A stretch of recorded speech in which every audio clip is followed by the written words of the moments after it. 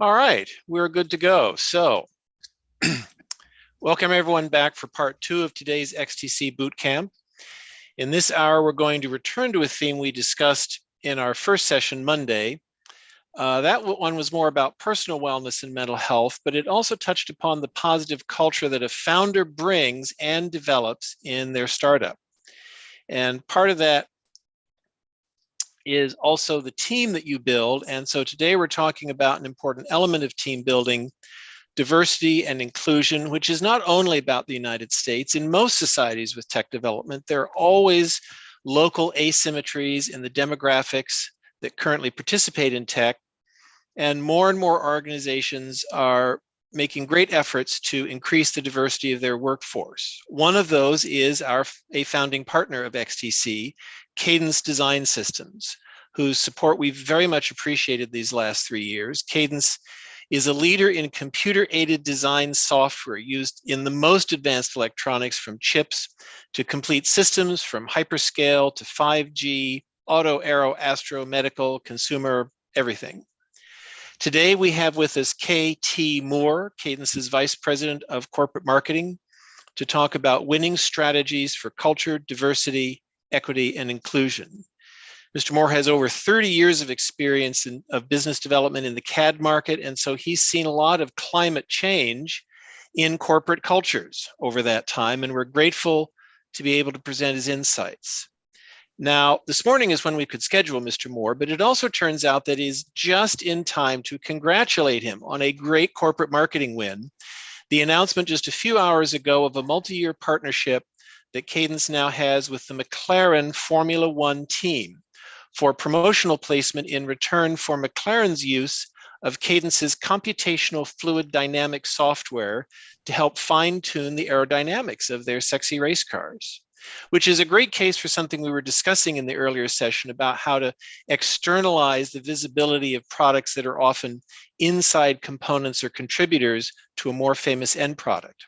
So, once again, please put your questions into chat for later. Mr. Moore, welcome. We look forward to your advice on how startups that are, just starting up their hiring growth should think about a more diverse corporate culture. And I'm going to let you tie diversity to Formula One. And I know Formula One itself has been radically shifting its demographics. So welcome and go ahead. Yeah, thank you so much. And it's my honor, pleasure, and privilege to be able to, join this group. I'm not going to use any slides. This is going to be a conversation. I will talk about a little bit about me in terms of my background, my career, and everything.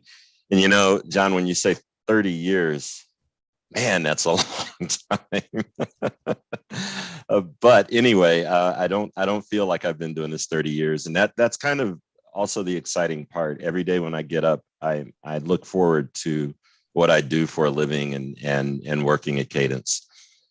So I'll give you just my quick background. And then understanding this topic on diversity, equity, and inclusion, and how it can particularly help in a startup, I think I can talk to that. So my background is electrical engineering and physics. I got my engineering degree from Case Western Reserve back in the dark ages, back in 1985 in Cleveland, Ohio. Then I quickly left the cold and moved down south to Dallas, Texas, and I worked for Texas Instruments for a few years as a design engineer, designing chips before getting into the EDA market. And I worked for several EDA companies.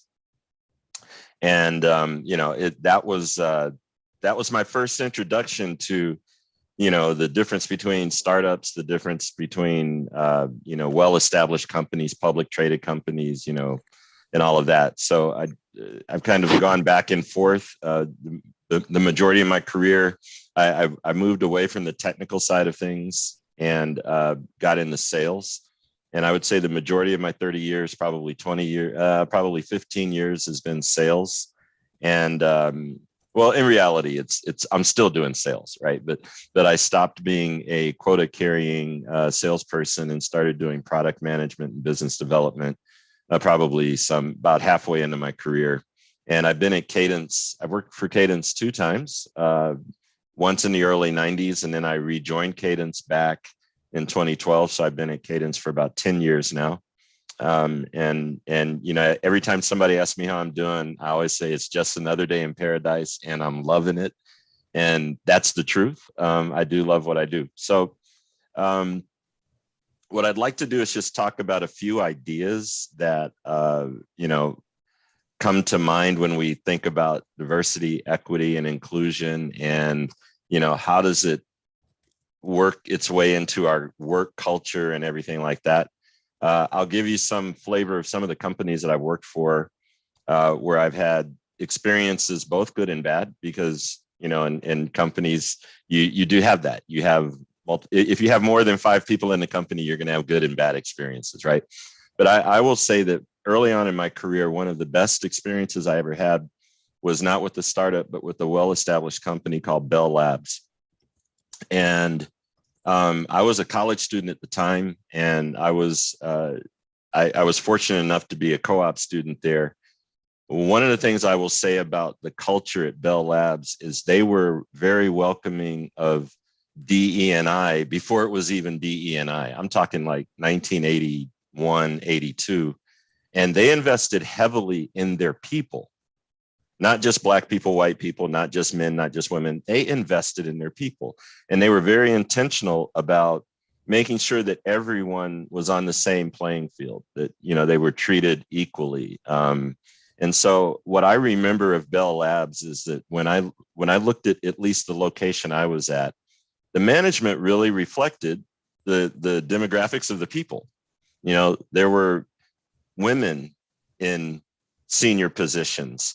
There were Black people in senior positions, Hispanic, you know, disabled or disadvantaged employees with physical challenges,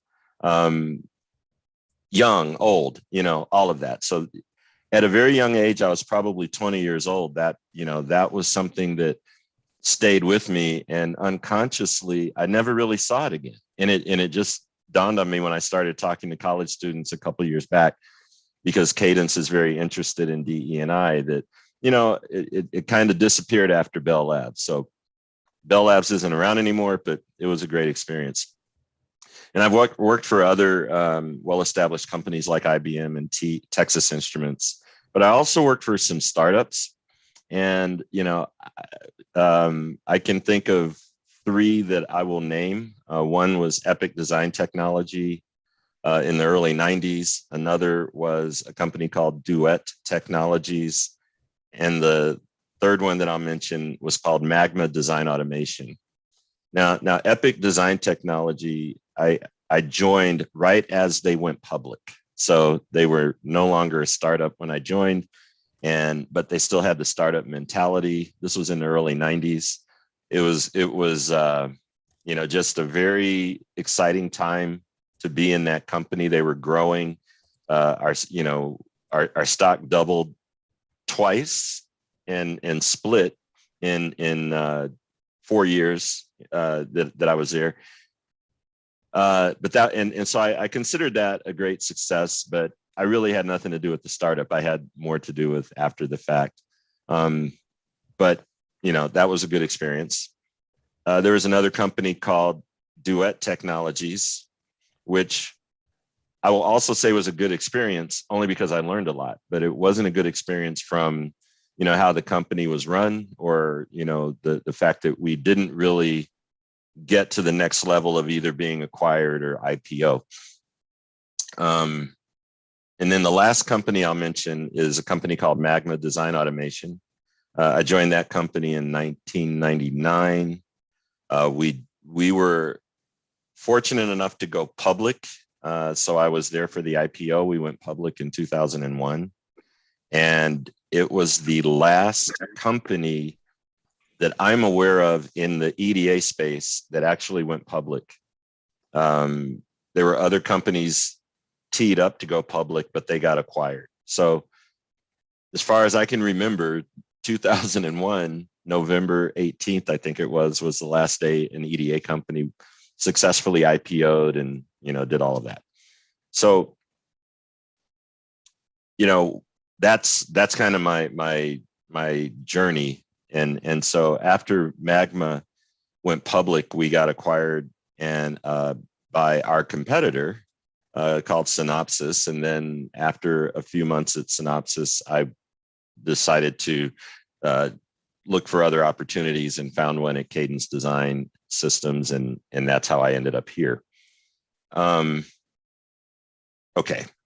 So, and I'm hoping that if there's questions coming that, we're monitoring those in the chat, and you can interrupt me if there's anything that people would like to ask. So one thing about team building, when you're in sales, you have a view of the team, right? When you're in R&D, you have a view of the team. When you're building a startup, you have a view of the team. And there are things that are important, right? You definitely want the best and brightest minds.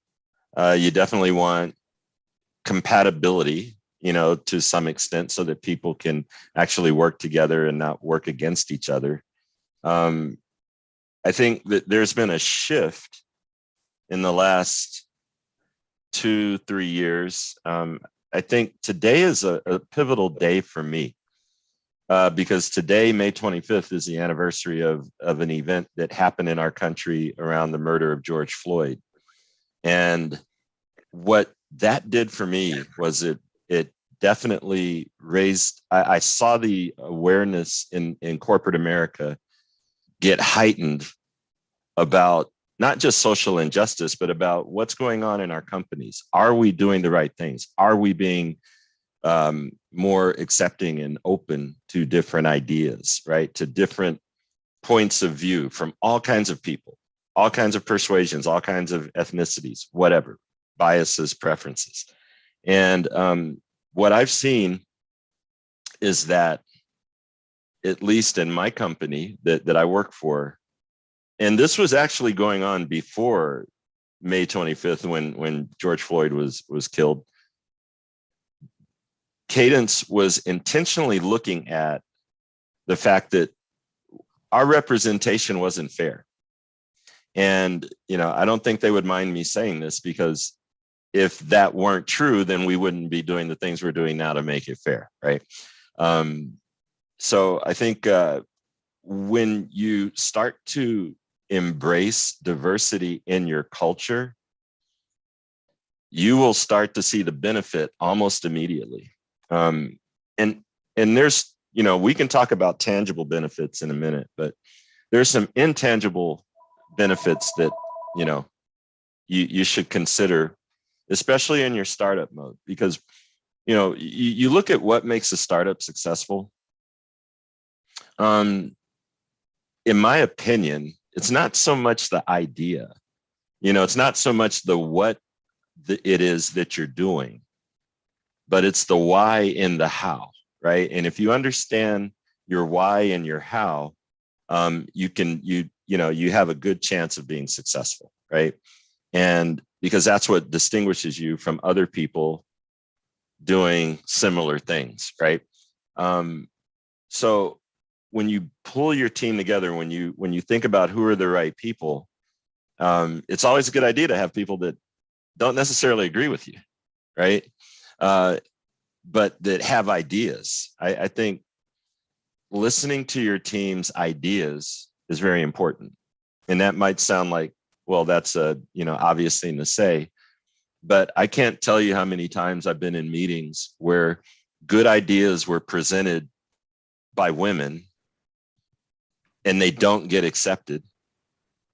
And then 3 days later, a male partner will say the same thing and it gets accepted, right? And, people won't even remember that the idea was originally brought up by a woman, right? So, I think when you build your teams, it starts with the leadership, right? The leadership has to be open-minded and accepting of different ideas from everywhere. And in my organization, what I like to say is no idea is too crazy. No idea is off limits, right? And so I've got a very diverse group, and ideas come from all all four corners of the room, right? And we entertain them all. We discuss them all.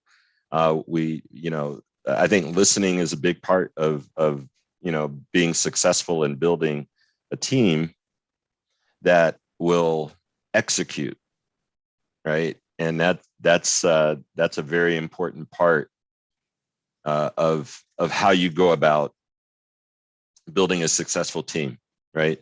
So I talked about this in a intangible way or untangible way, whichever word is appropriate.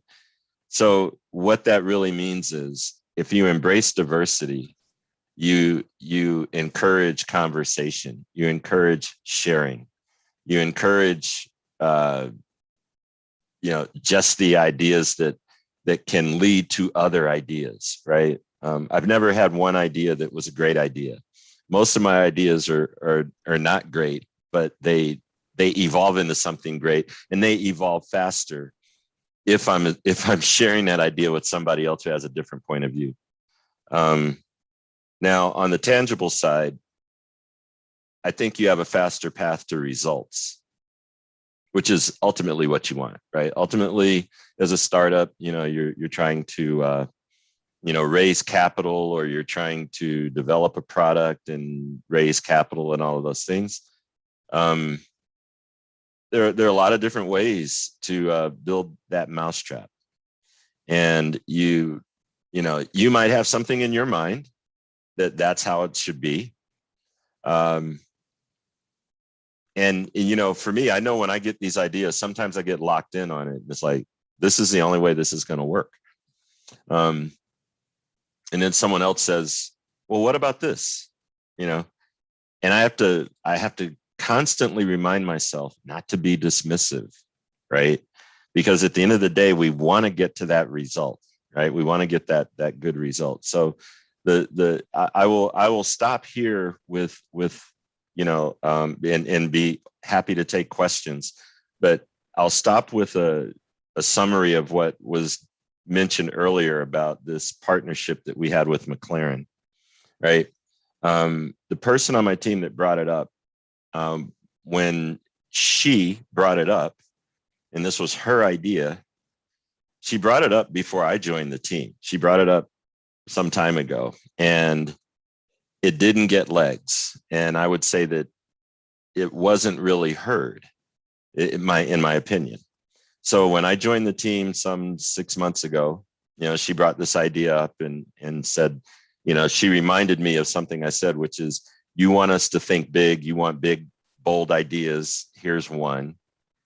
And so we started on this journey. And by the way, I'm not a racing person. I mean, I'm wearing the McLaren colors today, but I am not a Formula One person. I never really watched it until this Netflix thing came on. And I didn't watch the Netflix thing until this person in my team told me about this idea. And, we started working it. We met with, these various race teams. And, lo and behold, there are people celebrating today because of her idea, and because not just me, but the team and the company got behind it and, embraced doing something different. So what diversity brings to the team is the doing something different, maybe doing something novel, doing something exciting. And, I am on cloud nine and will be for some time, because somebody had a great idea. The team worked together, and we were able to execute and get that thing done. And the cool thing about getting that done is that's not the end, it's the beginning, right? So when you, in your startup mentality, once you have these successes, you take the time to celebrate, but then you're ready to go do the next thing. So I know I've been talking a lot longer than I'd like, but I always joke that KT stands for keep talking. But if there's any questions, I'll be happy to try to address. And it doesn't have to be about anything I said. It can be about whatever you want. Please put those in chat. I don't see any quite yet, but this is John. I'm going to ask you a question, which is sort of the downside or the reverse side of this, which is small teams, either in a startup or in a company. I often think of sort of like a band or a sports team, and it looks like you're in a music room there. And they're often very like-minded people that, you know, they sort of hang out together, and they're all like, you know, band of brothers or sisters that may not feel comfortable. And if you take that and sort of inject different people in there, they may feel very uncomfortable about that, because what they cohered about was that they were all sort of in the same headspace. And how do you either combat or adjust that if you have a team that is effective in a way because they're a monoculture, but you're trying to inject something more into that? Well, yeah, again, all of these things start with the leadership, right? And if there's a conscious or unconscious decision to have like-minded people around you, you're going to get what you get, right? And so it starts with that. I mean, you know, when I look at organizations now, I evaluate, you know, what does the board look like? What does the executive management team look like? You know, I've been asked to participate in, you know, some nonprofit and boards and some profit boards. And that's the first thing I look at, right? But, you know, in the startup world, you know, you're kind of challenged with, we're going after this particular problem and solution, and you're naturally going to go to your network and grab people, you know. That's a choice. You're choosing to do that. So you could just as easily choose to say, well, you know what? Maybe for this area, we want to look outside and see what someone else is doing. And maybe, you know, there's talent out there that we haven't thought about, right? I like to think, you know, I'm the smartest guy in the room, but I know I'm not. I know a lot of smart people, but for all the smart people I know, there's many more. And, you know, so you have to get you use the band as an analogy. And yes, I as a hobby, I'm a bass player and I like to play music. And I love it so much, I do it for free. And, you know, I don't care what the music is. I will play in any band, and I have played in any band. I know what my preference is, but I will play in bands that, you know, the music genre is not what I listen to or not what I would normally play. And the reason why is there's growth in that, right? I can, you know, if I'll give you an example, I do like to play jazz, right? I grew up studying music. That was my passion. I studied classical music. I was a trumpet player. I studied theory. I can hack around on a keyboard. But if you ask me what I want to play tonight, if I had a gig, it would be jazz. But I have played rock. I've played country. I've played, you know, techno stuff. And whenever you do that, you just grow. And so I do the same thing at work, right? One of the things that I like about my job is I always describe it as a mutual fund as opposed to a stock portfolio, right? Because in a mutual fund, there's diversification and you can do whatever, right? And that's kind of my day. Like, you know, this is not what I normally do during the day is talking like this. Normally I'm doing something else, but I have the variety, right? And I think in a startup, you know, whenever I was in a startup, we always talked about, well, we have to wear many hats, right? And that's true, right? But yeah, I think at the end of the day, you have to get out of your own way and be willing to do something uncomfortable and bring someone in that you might not have thought about inviting over for dinner, right? Not because you don't like them, but because they're not in your sphere, right? And I'll just add, and again, please either type in or do the hand raise for questions. But I will insert another question or comment. And I was inspired by a friend of mine who's doing DEI at another company in the Valley, that to some extent you're looking for different persons or maybe colors, but also there's just in a way the geography or the strata that you're looking at.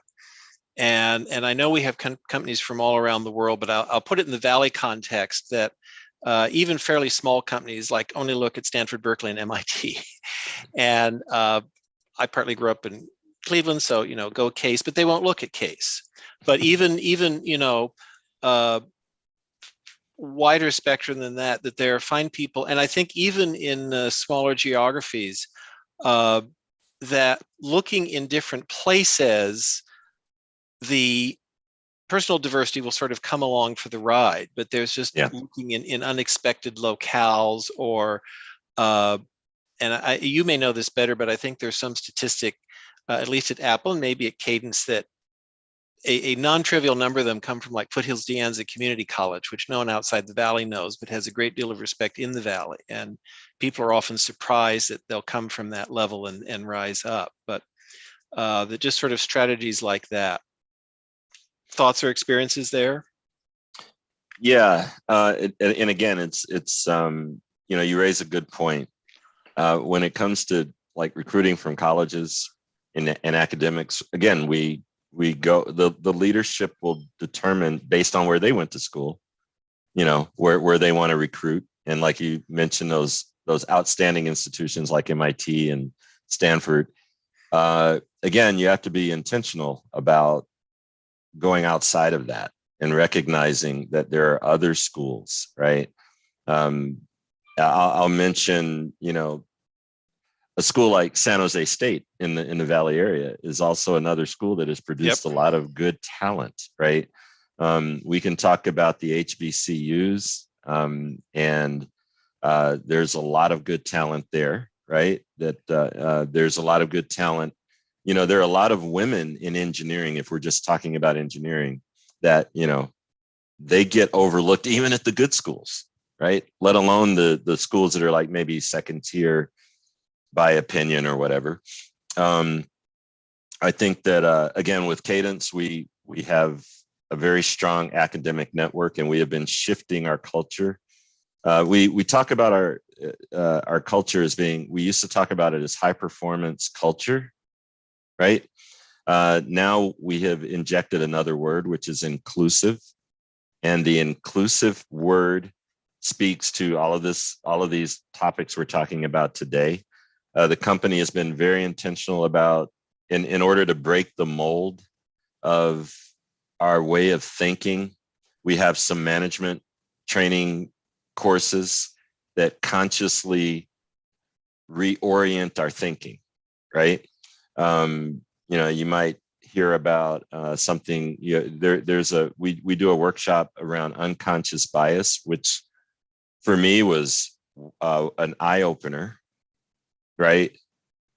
Because I was challenged when I realized that for my female employees, I was unconsciously biased about the children's situation, like, well, what do you cook for dinner and that kind of thing. And, they may not be the ones cooking, but it's my unconscious bias, right? So that was, again, companies have to make an investment in that, right? We talk about, just looking at how are we recruiting on campuses, right? What kind of profiles are we looking for? And again, you have to be very conscious, and you have to be honest with yourself that, maybe I am biased in a way that I didn't realize, right? But it's not just at work. It's something that, we do naturally anyway. I always said that, as far as religion goes, Sunday is one of the most segregated days of the week. Right. Because you gravitate where you're socially comfortable. Right. But bringing it back to where we are in the workplace. Yeah. Again, honesty starts from within, right? If you can honestly evaluate where you are, where your biases are, where your preconceived notions are, then we start, looking at that, right? We can start addressing it. It starts from within, and it also starts from the top, right? Okay, I have a great question here from a company I know, and I'm just going to summarize it. They're a small startup, but they're split between the US and Europe. And the issue is with women and maternity leave. That the women are concerned that they will be absent for a long time and that this presents issues, whereas in Europe, they get these very extensive maternity leaves and everyone's cool with it. And so there's this asymmetry. And Krasimir, if you want to unmute, if I'm stating that correctly, but even when you're small and you're in multiple locations that have very different cultures, how do you have, and I know Cadence is worldwide, how have you seen that play out? Yeah, I think the way it plays out is again, we're a publicly traded company, and we have the resources to be aware of the regional, local practices and customs, right? And so, for example, in Europe, we have an HR department that is more in tune with what's socially acceptable, normally acceptable, and those kinds of things. But in a startup, you may not have that, right? In a startup, your center of the universe might be Israel, or it might be San Jose, or it might be Taiwan, right? And for these smaller companies, again, you have to look at how are what's your persona going to be? Are you going to be inclusive? Are you going to be accepting of these things? I can, females that I've talked to, even in the US, there used to be stress over going on maternity leave because they don't know what they're going to come back to when they come back from maternity leave, right? And I can't speak for what the norm is now, but from what I can tell, women are more comfortable. I don't hear about the concern as much, right? Maybe it's because I am in a publicly traded company, a larger company. And again, the anxiety in a smaller company, in a startup with limited number of resources, is every person is doing more than one thing, generally speaking, right? So when one person is out, it's not like on a football team with if you're missing a tackle, that's just that spot that's exposed. You might have 3 or 4 spots exposed if a person is out. But that's also true for men. It's also true for any employee that might have a medical issue, right? And so a company has to make sure they're being consistent. If I'm out for heart surgery, that should be no different than being out for maternity leave. If I have the flu and I have to miss a week, that should be no different, right? But there are some things that are gender specific that you have to treat fairly, right? Maternity leave is one of those. Now, men can go off on maternity leave too. That wasn't the norm when I was having kids, but I would think that and I haven't asked, this would be an interesting question. If a man goes on maternity leave, how does he feel about his security at work versus when the female goes on maternity leave? Right? Yeah, that's interesting. I will ask for more questions, but just in the moment, Krasi, if you want to unmute, are we addressing your question, or did you have a different angle on it? Yeah, that's pretty much that was pretty much it. It's just like, for example, our development team is based in Bulgaria. And Bulgaria is the country with the longest maternity leave in the world, which is 2 years with an option for 3rd year. And women actually do have a lot of rights. So they can't be fired, they can't be moved into a lesser position, and so on and so forth. But this brings employers to start thinking whether they should get a female worker in their 20s or in their 30s, because you mentioned the heart surgery comparison, but how likely is it for a guy that you just hired to have such a thing against how likely is it for a female that wants to get a new job, and that's with for example, just got married, etc., etc. she's highly likely to have like 1 or 2 kids, which means 4 to 6 years of maternity leave. And it's a very big issue, for example, here in Bulgaria. We've had it we've had it amongst many of my friends and coworkers. And I know my friend's wife has a maternity leave with 3 kids for 6 straight years. And Wow. she's been in the company for 7 years, and she's been working there for 1. So yeah, if you're a global company with headquarters in different kinds of different like places, probably there should be, like you said, the HR department in Europe or in Bulgaria should be mindful of this. But this is not something that you can easily disregard with such big time frames. Now, are you in a startup or? Okay. We are in a startup. Yeah. Yeah. So, and that even makes it more difficult, right? Yeah, it's very difficult. And in Bulgaria, for example, since I'm the CTO and I lead the technical team, I have also been involved in educating junior developers. And Bulgaria has a very good ratio of men versus women in the IT industry, close to 60 per 40 or 50 per 50 even. And it becomes an issue when you want to hire like half of your applicants. You're going to face such an issue with. Yeah, that's an interesting problem. Or opportunity. I don't know how, but I was not, I'm aware of some of the employment regulations with some countries in Europe, but I've never had to deal with Bulgaria, but yeah. Yeah, I mean, the larger the corporation is, the more liberal they are, and the less they care. But that's because they can afford it.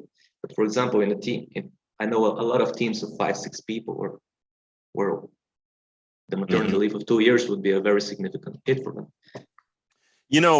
I don't know if you've done this, but I'm sure if I were in your position, I would seek outside counsel or consulting to see what's the best way to approach it. Because I don't have I don't know if you're asking for advice or for an answer, but I'm just giving a point of view of some issues that we have here locally. Yeah. It's probably not relevant to you. Yeah. And I acknowledge that. Yeah. Oh, no, but it's relevant. I mean, definitely. Because it's relevant to you. And, I think, I told Victoria earlier when we were talking about doing this, all my advice is free.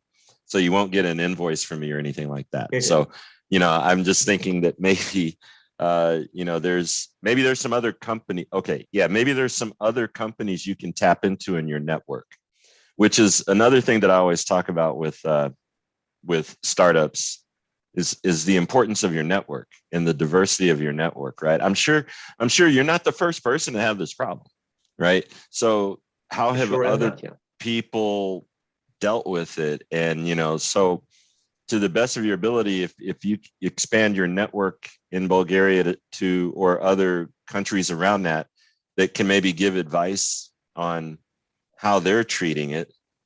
And, you'll probably hear some good things. You'll probably hear some bad things or not so good things. And then, but it'll give you ideas on how you could do this and still have a healthy employment environment. Right. Yeah, sure. Yeah. So here's a different comment or question, which is what tools are there for reducing bias in hiring? And it happens that our startup applicant, that's his business. He has made a tool called Test Hub that he thinks does more blind screening, because as you know, one of the issues is always how can you most blindly screen, because pictures and even names sometimes give away what they're about, and you want to be able to do that. And actually, Jens, if you might, because I haven't quickly briefed myself in all of Test Hub, do you want to take a minute and explain Test Hub? You can unmute. Sure. Hey guys. Hey. we do automated blind screening. So we build a test that predicts work performance, and the employer has to choose who gets an interview just from the results. So they can't see any identity markers. They can't see ethnicity, gender, age, etc. So we can use that to document that they are doing something to reduce unconscious bias. And not to be too nerdy, but there's something called system noise that I recommend everybody looks into, which is unwanted variability in professional choices, which also happens a lot in recruitment. Thank you. So Jens and I actually talked, just to interject there, KT. Full disclosure, I'm actually on KT's staff, so I'm also with Cadence, not on the startup group. Jens, I actually have this on my list to discuss with our HR. I looked at Test Hub. Obviously, you saw me in the final judgment as I was on the judges panel there. I'll definitely socialize this, but together with your tools, just to add to the bias part, I think KT and our team would be happy to share some of the resources we use, which I personally on KT staff found very useful. Things like post-hiring unconscious bias trainings and so forth. And those are actually, even for a startup, well worth the time. It's really just training resources where you have discussions with trainers, and it really changes the perspective and probably leads to the type of things KT mentioned earlier, where one of my female colleagues spoke out before he came on, and then over time that bias kind of, if you will, went away as we all went through changed mindsets and so forth. So there's pre-hiring bias, obviously, Jens, as your startup is addressing, and then there's also ongoing training during the course of a company. And I think KT, we are happy to share the resources we are using there as follow-up as needed. Mm-hmm. Yeah, and that's a great question, and thanks, Frank, for chiming in. I think, I'm in technology, and I think I'm sure there's going to be more tools, quote unquote, that come out. Tools will help maybe the process, but they don't necessarily change the behavior. And that's what, at the end of the day, I appreciate tools and technology, but if I need that to, I might need it to kickstart, but it shouldn't be the solution, in my opinion. I think it can be something that helps. But at the end of the day, it's all about what's in here, what's in your heart, what's in your head. And, I would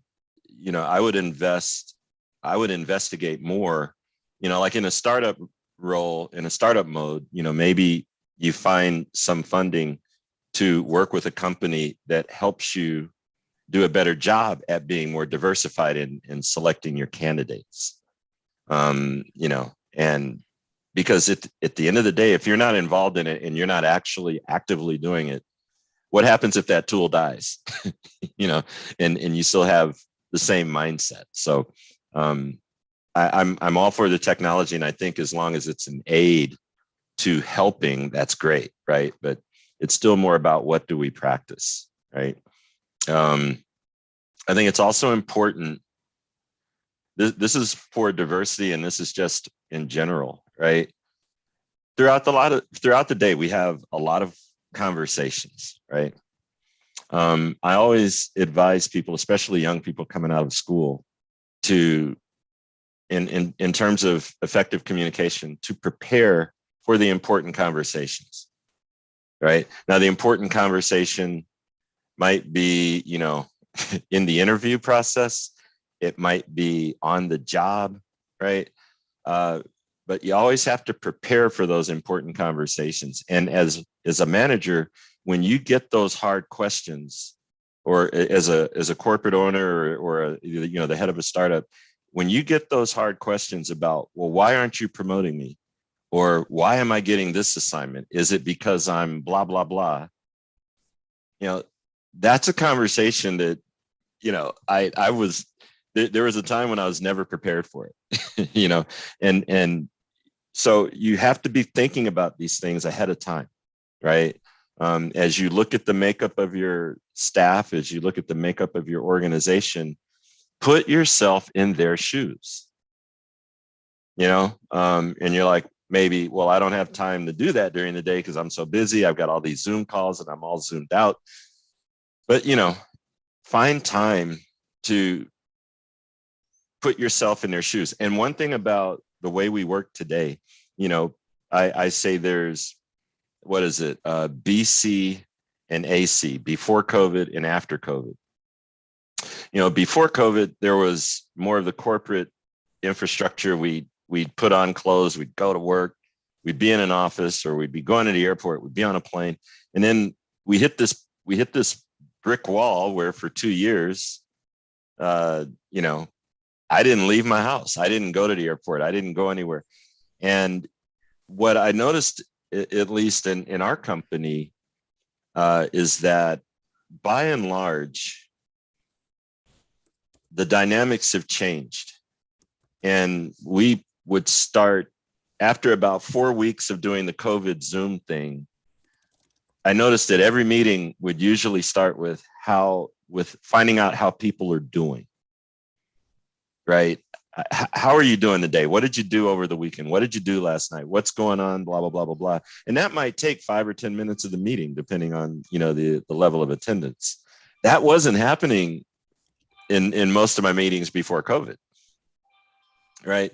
So we all have an opportunity, whether we're in a startup or whether we're in a, non-start, well-established public company, to get to know our people.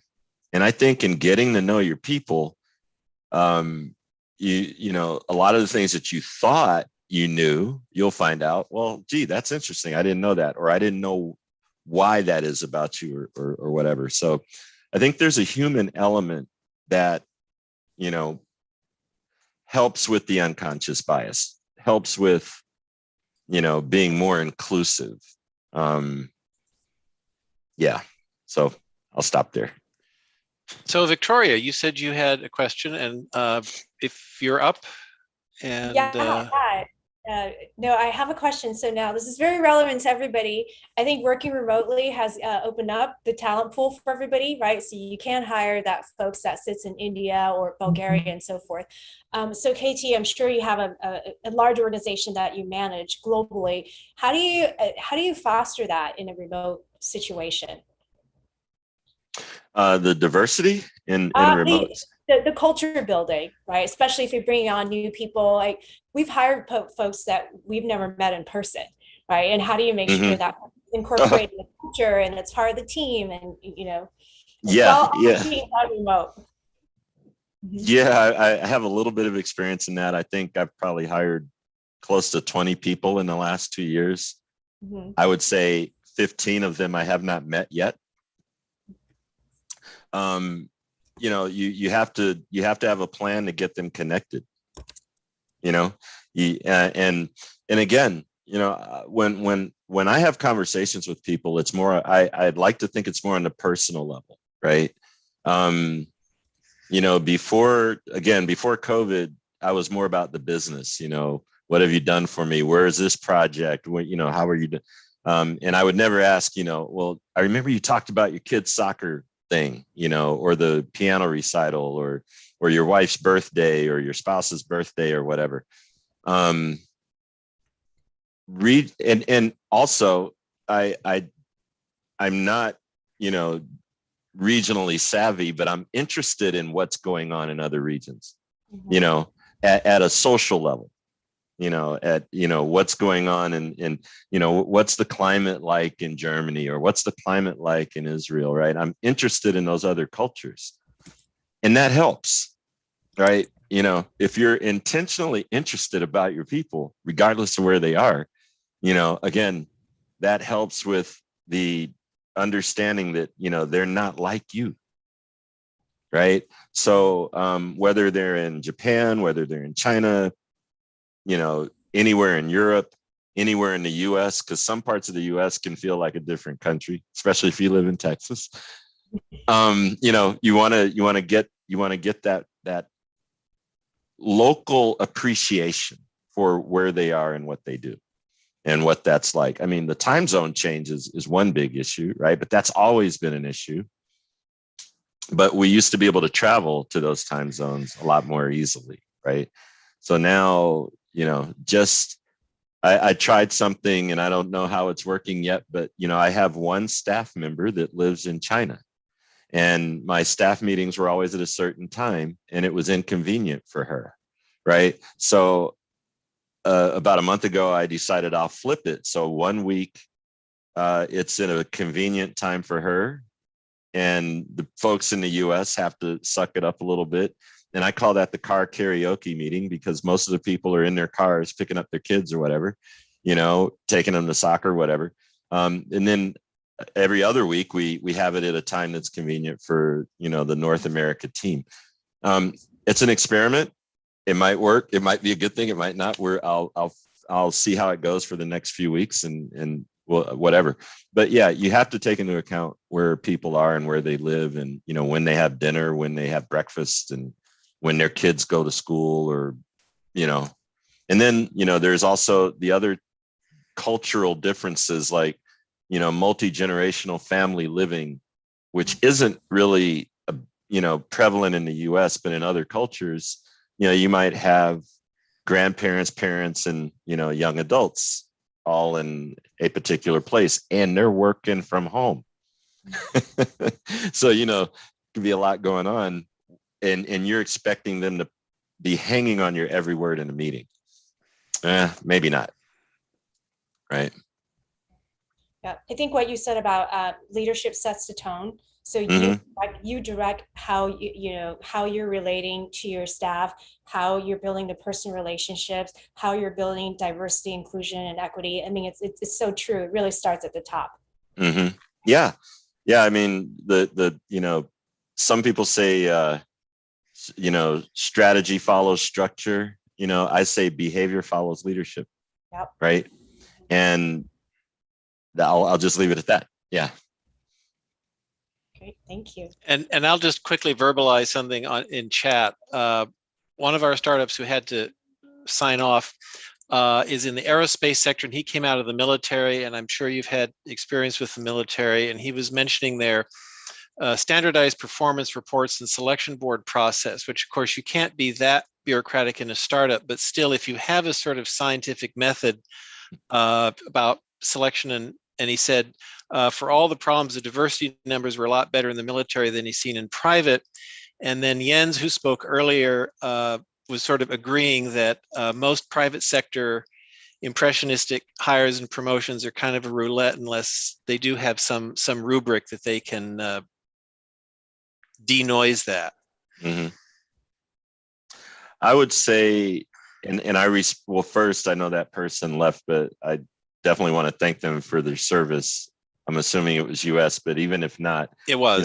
Okay, because anybody that signs up to defend their country, I respect that. I come from a military family. My dad was a retired lieutenant colonel in a segregated army. He went in during World War II. And because of the biases in the army, he was never, ever going to make colonel. And he retired as a lieutenant colonel.